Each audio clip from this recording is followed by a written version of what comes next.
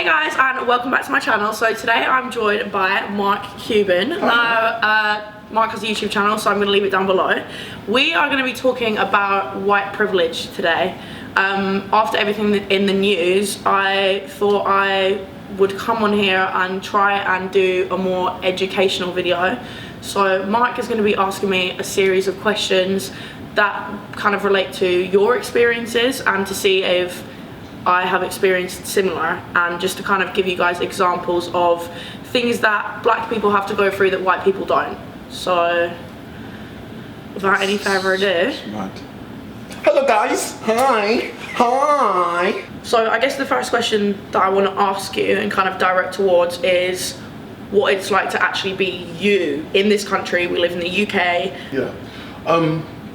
Being me as an individual, it's always been a very interesting mindset, because I don't want to speak for people, but I've always lived with one foot forward, one foot backwards, looking over my shoulder at every opportunity, because I'm always scared that, not scared, that's a bit of too much. Strong. I'm always Cautious. Wary that something's gonna happen bad. Yeah. I'm gonna get pulled up, I'm gonna get stopped because I'm going too far for being who I am.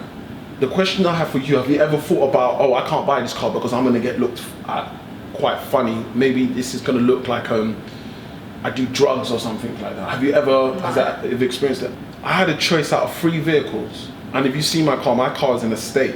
I like an estate, but I wouldn't have picked it over the other 2 choices I had. The only reason wouldn't have? No, I wouldn't have. But you still did? Yeah.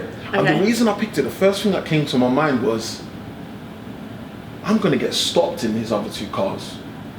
My car's gonna get marked, and I'm gonna be constantly questioned. Oh, so what do you do, mate? Oh, what are you doing around in the area? Oh, this is a really nice car. You've got 2 phones. So what do you do? What? And the thing is, the questions are never pure. Yeah, it's not actually, he doesn't actually want to know what you're doing. There's always a form of, there's a lead on. Unfortunately, this is a reality that goes for many. How many times have you been stopped in a car? In my life, I've been stopped about 5-6 times. So there was a time I pulled up side by side with a police officer, and I didn't want to look at him, because I just thought to myself, if I'm looking at this police officer, he looks at me, he might not like the way I look, he might not like the fact that, you know, I'm probably driving a better car than him, or, you know, something about me just looks off, and he will pull me over, and then he'll make up, due to the law, section 4052, or since 1987, we have the right to, and they abuse their rights. Now, you're not going to question them, right? Because the moment you start questioning them, or you film them, and it's a form of an aggression, it's a retaliation. You're meant to be a muppet, you're meant to be somebody that just sits there and abides to rules that are bullshit. And lets them abuse their right. Of course. To pull you over for a reason. Of course. I'm not saying that the world we live in is completely racist, but it's a mindset that I'm programmed with to accept that this is my uniform. I wear it like a uniform. Yeah. Just like you put on your socks, just like you put on your boxers, just like you clean yourself, you've also got to go into the mindset of, no, I'm not going to make it harsh, and thank God it's not like that in the UK, where, you know, I go out thinking this could be my last day. But I still get the message from my mum. If I go around to my mum's like, be careful. She'll say, be careful of the police. There is in your face racism, which is America. Yeah. You get out of the way. It's very much in the UK, it's very much institutionalized. Perfect, but I don't want to use it. I'm glad you said it, because now it is massively institutionalized. It's institutionalized because there are new ways of doing things. Yeah, I almost think it's not a more dangerous way, but it's less in your face. It's less in your face, and that's why it gives people the opportunity to say things like, yeah, but in the UK we're less racist. But in the UK we're not less racist. It's just a bit swept under the carpet racist. It's unseen of. You know what I've always looked at as British? I'm Nigerian descendant, right? I was born here, and I have, from what I know, this is my adopted home. Yeah, and they've been nothing but accommodating.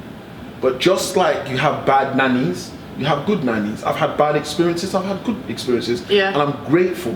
but at the same time, it doesn't mean my journey and my consistent journey has been easy or will be easy. Yeah. Do you understand? Yeah, 100%.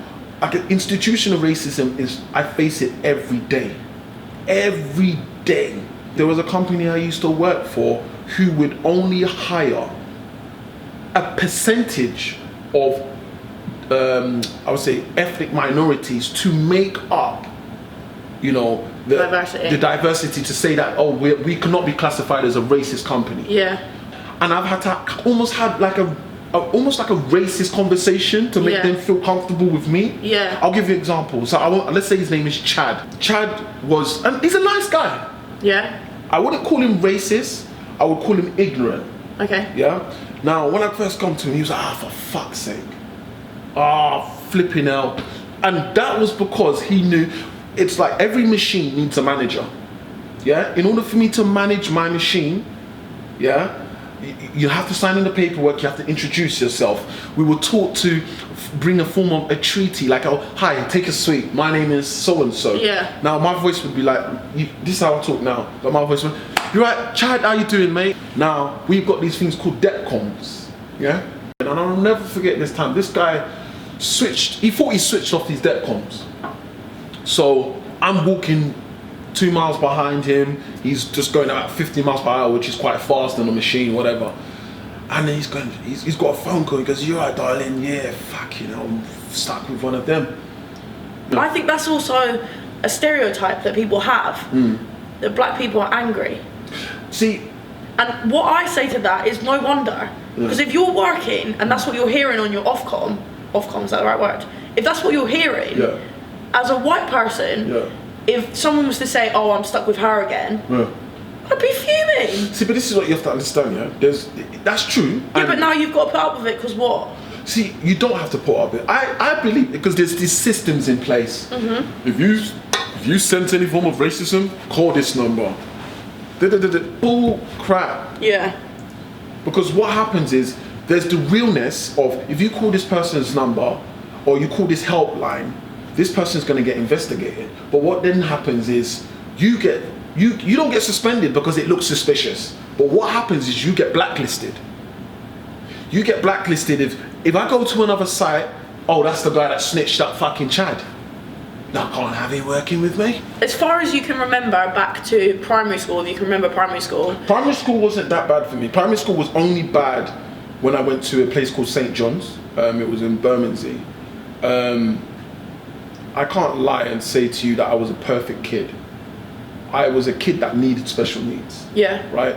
I was diagnosed with a form of behavioural problem. Borderline ADHD and all the other things that they could throw at me. Yeah. But what they needed to understand is that I wasn't ADHD. I was just probably the only black kid, one of the few black kids in the school. I will never forget this. I love my mum and dad to bits. I know they've been through hell.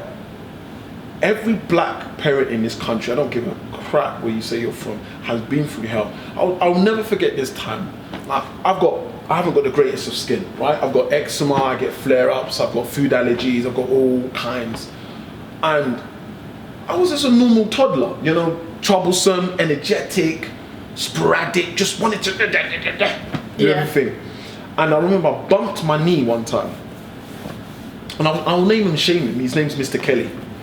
He was the headmaster of St. John's, Bermondsey.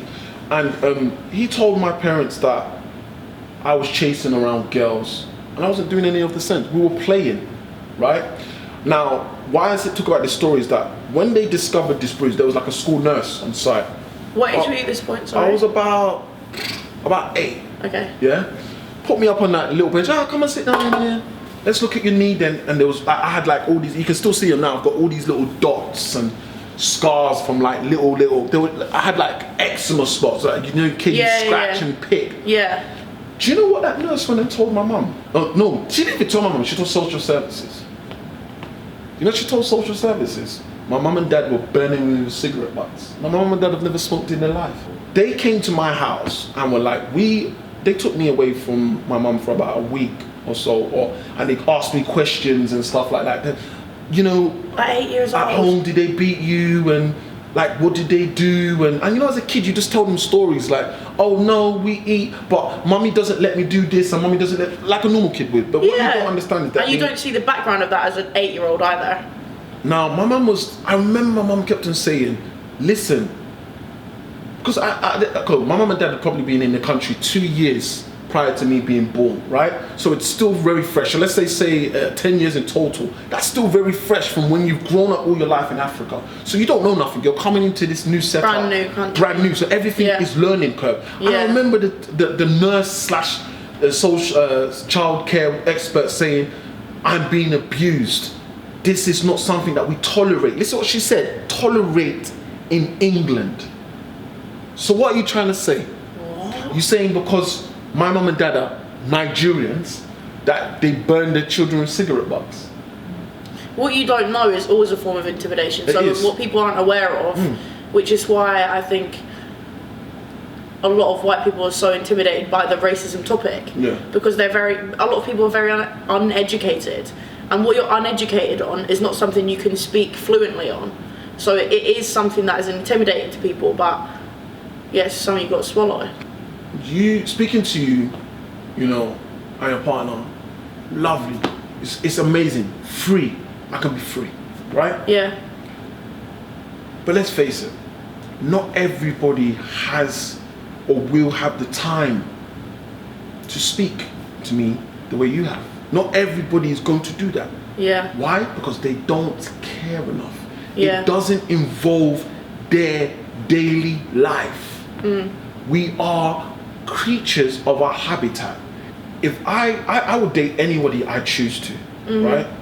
My first form of attraction was to Pamela Anderson. I always say that with pride, yeah? Because she was a very beautiful woman. But I was made to feel like it wasn't okay. For you to be attracted to her? Of course not. Don't do that. Yeah, why are you doing that? Can't you? No. But at that time, there was nothing on TV that I saw anyway. Yeah. As what I classified as general beauty. Yeah. So it was rammed in my face like, this is who you have to find beautiful. This is how you have to find it, yeah. Spice Girls, this, that. Britney Spears, of course, yeah. They are beautiful within their own rights, but I wasn't given the opportunity. You weren't given diverse beauty. Everything around you was just programmed to make you feel a certain way about aspiring to be a certain way, aspiring to be like somebody else. You should be able to make a choice. Your choices shouldn't be governed, or your choices shouldn't be altered to fit a certain demographic. Yeah. Because if it doesn't fit that, then you are a threat. My mum said this to me, and she will shoot me for saying this. As I got older, my mum used to say to me, you're older now, you're dating, right? When you get married, this is what my mum said, and I'm sure I can count for other guys who probably said this as well. My mum would say, I wouldn't mind if you married a white girl. I said, what do you mean you wouldn't mind? I'll marry who I want. Yeah. No, because what had happened is that my mum had, I see it as my mum had now her own views of people, her own people have been tarnished, have been crumpled. Yeah. And it wasn't actually even that, it was the fact that I felt like she felt like for me to have a good life, killing out stereotype, yeah? Killing out prejudice, killing out suffering, get a white woman, marry a white woman. Your dramas, your suffering will stop. Now, if that isn't a negative and sad view to have, not even marry for love. If I want to marry a white woman today, I'll marry a white woman because I love her. Yeah. If I want to marry a black woman, I'll marry. If I want to marry a donkey, a tree, a goat, anything, I'll marry because of love and free will. You know, we were talking about this body language thing, right? Yeah. Earlier on, you do it without even realizing. Yeah. So I'm normally just chilling, I'm tired, I'm walking, so I get into my car. I've seen this middle-aged white woman and her husband, and body language, you know, it says a lot. She, obviously, I can say the cliche thing is she tugged her bag. Nah, she didn't do that. But what she did do was her body like nudged her husband more like separate, going to the stay out of my way because I can lunge at them. Like at you're any time. attacking And when I walk dog or past them, something. it's almost like when I walk past them, yeah, it's almost like I could hear their beat go boom, boom, boom, boom. Like in the sense of like, hold your breath, something's about to happen. Then when we went past, it was like a sigh of, yeah, so what I was saying, yeah, basically, oh my God, I want that haircut back, and you know, it was like, and then what I've done is, I could have turned around and gone, what the fuck are you doing? Like, why are you acting like that? But how can I prove that what she was doing was racist? Yeah. How can I prove an action is racist? How can you prove that you're not a threat? I can't prove I'm not a threat. Yeah, Hi, it's such a nice day today. I don't live in the area, but be rest assured, I mean you no harm. It's just a beautiful area. I'm just here for nothing. And who's got the time for that? Yeah. So if I haven't got the time to be breaking these stereotypes, then why do you think a racist person is gonna sit down and be like, so tell me what it's like? You only want to do that because you are a caring person at heart. Yeah. And you've got the time. You made the time. Yeah. Negative energy has to be put into you. Yeah, it's bred. Yeah. Negative energy is Racism bred. Yeah. has to be bred. Yeah. Do you understand? Yeah, I agree. I can sit face to face with a racist person, like I was saying to you before earlier on, and he could call me all the names in the world and it would not affect me. Yeah. But when you affect my livelihood... Do you know why it wouldn't, do you understand why it wouldn't affect you? Yeah, of course. I mean... Is it because of the... I think I've been through enough to know that. Yeah, I thought so. You know, everyone goes like 6 times and make it, where's you know? Yeah. No, words hurt. Yeah, they do. Yeah, they do. I've accepted me for who I am. Yeah.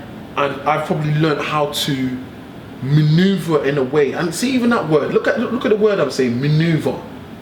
It's not even like I'm being free, like I can say, I've decided to go. I've decided to maneuver, meaning that You've had to bend round. round. There are millions of white people out there who are not racist.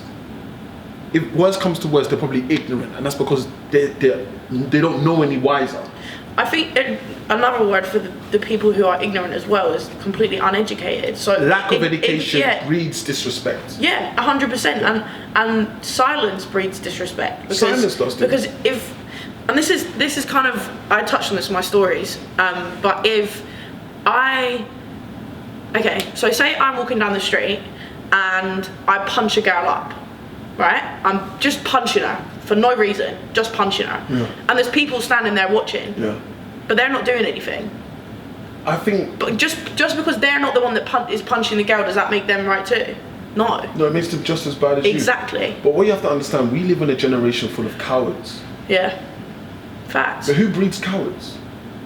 Cowards breed cowards. Cowards breed cowards. Because now what's happening is you've got a lot of white people who are scared of black people because they've been fed information that these black people are all thieves, they're all robbers, they're all lazy, they're all scum, they're all asylum seekers, they're all terrorists, they're all everything.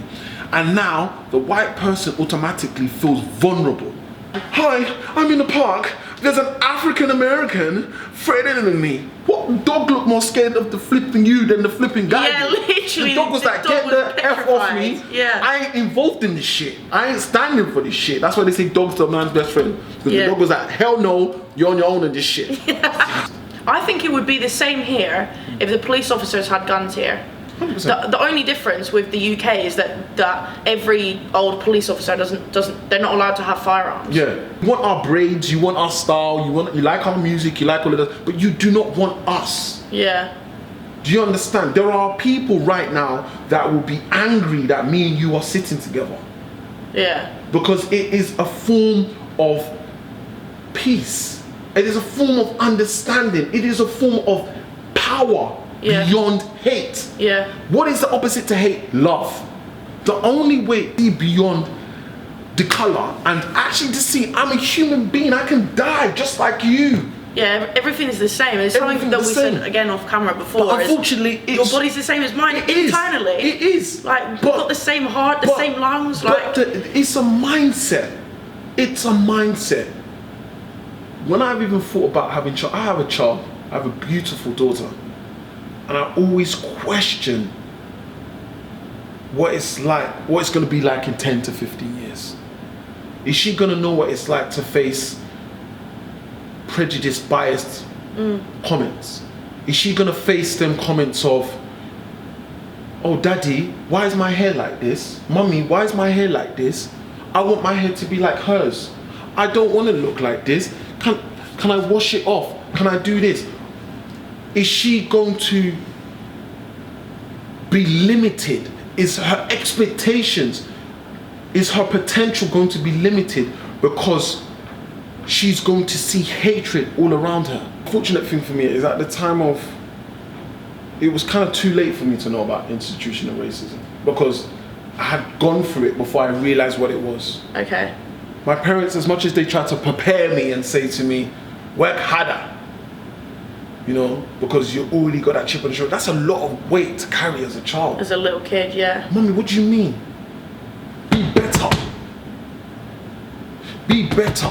But automatically, just because they're saying something like that, see, I do that with aggression, because it's not even aggression, it's passion. Yeah, I was just about to say, that's another thing though, that you're told you're aggressive.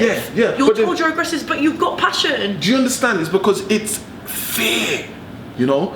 But also what you have to understand is being black and being white, they two things are privileges because we're human beings. It's a privilege to be alive. Yeah. It's a privilege to be black, Asian, Chinese, or white. Do you understand?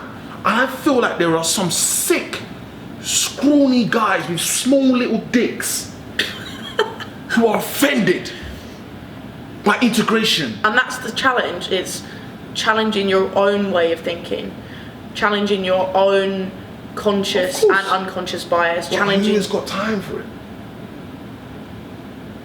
Let's be honest. It's who has time for it is who makes time for it, and 100%. that's everything. Who has time for it makes time for it. If you could. wanted to, You then could. there's 24 hours in each day, 7 days a week, 365 days in a year. If you wanted to make time for it, there is time. Yeah. You have so much time. If you prioritize your time with 100%. that, 100%. And this is the problem. This is the problem. yeah. If you type in, I think it's some in the dictionary. Someone could do it right now. Type in black. Type black. Just do it off the cuff. We've got time. Type black. Think of all the and what I want you to do before you read it out, because I want one of you to read it out. Anyone can read it out. It represents darkness, whilst white represents light. It is often used symbolically or figuratively to represent darkness, associated with power, fear, mystery, authority, death, evil, and aggression, rebellion. Okay. Now type in white. It is the colour of fresh snow, chalk, and milk. That's just weird that they're describing the things that it actually Is. because there was no such description when it was black. It was Yeah. just absence dark. of light and darkness. Yeah. But when Evil you're talking and- about white, you're now talking about You're like chalk and- snow and which is odd. I think. I personally. I think that's odd as well, and I think that's weird because chalk is a creative substance, something you can use to create art. And what was the other thing? Snow. Who doesn't love snow? Who doesn't love snow? But black is linked But with like it's evil mysteriousness, and darkness, mystery and rebellion, death. death. It Death! says a lot. That speaks volumes. Speaks volumes. You've just Googled that. Just literally the word. Black and white. Some people will look at us and say, but you can't use them two words as an example because that's a very vast and it's a very wide spectrum. Just like racism. Just like racism.